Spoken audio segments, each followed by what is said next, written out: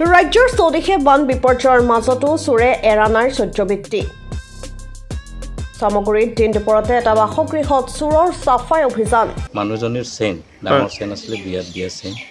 সেইখনটো নাই আৰু আপোনাৰ আঙুঠি দুখন আছিলে কাঠৰ দৰ্জা কাটি চোৰে সন্তপৰ্ণে প্ৰৱেশ কৰিছিল ঘৰটোত নগাঁও সামগ্ৰী গ্ৰান্তত দিন দুপৰতে ৰবিৰাং টেৰাং নামৰ এজন লোকৰ ঘৰত চোৰে চলালে চাফাই অভিযান চাকৰি সূত্ৰে স্বামী স্ত্ৰী দুয়ো ৰাতিপুৱাই দিনটোৰ বাবে ওলাই গৈছিল নিজ নিজ কৰ্মস্থলীলৈ ঘৰলৈ উভতি আহি দেখা পায় ঘৰ লণ্ডভণ্ড চোৰে সমগ্ৰ ঘৰটোতে চলালে চুৰিকাণ্ড ঘৰত গৃহস্থ নথকাৰ সুযোগ লৈ চোৰে লুটিলে প্ৰায় 2.5 লাখ টকাৰ সোণৰ আ অলংকাৰৰ লগতে নগদ প্ৰায় 30,000 টকা পিছফালৰ কাঠৰ দৰ্জা কাটি চোৰে সন্তপৰ্ণে প্ৰৱেশ কৰিছিল ৰবিৰাং টেৰাঙৰ ঘৰত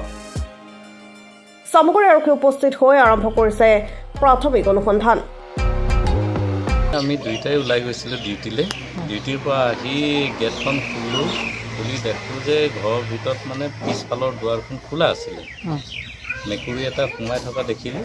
তাৰপিছত মই চিন্তা কৰিলোঁ নিশ্চয় কিবা এটা হৈছে যেতিয়া নিজৰ শোৱা কোঠালিলৈ সোমালোঁ তেতিয়া দেখিলোঁ যে গোটেইখিনি লণ্ডভণ্ড হৈ আছে গোটেইখিনি ডকুমেণ্টছৰ পৰা আৰম্ভ কৰি আমি গম পালোঁ দিন ডকাইতে হৈছে নিয়াৰ ভিতৰতো আমি এতিয়ালৈকে চোৱা হোৱা নাই ভালকৈ তথাপিও গহনাৰ গোটেইখিনি নাই মোৰ মিছেছৰ গহনা যিমান আছিলে ডিঙিৰ চেইন আৰু ছোৱালীৰ বিশেষকৈ বেয়া লাগিছে ছোৱালীৰ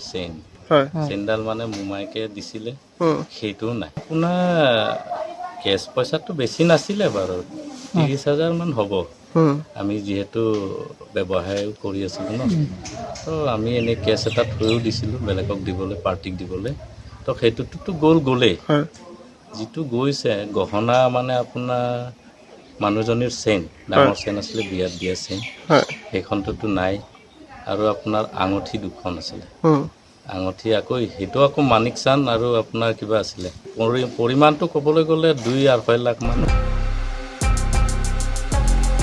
সামগ্ৰীৰ পৰা নৱজ্যোতি বৰুৱাৰ ৰিপৰ্ট নিউজ 13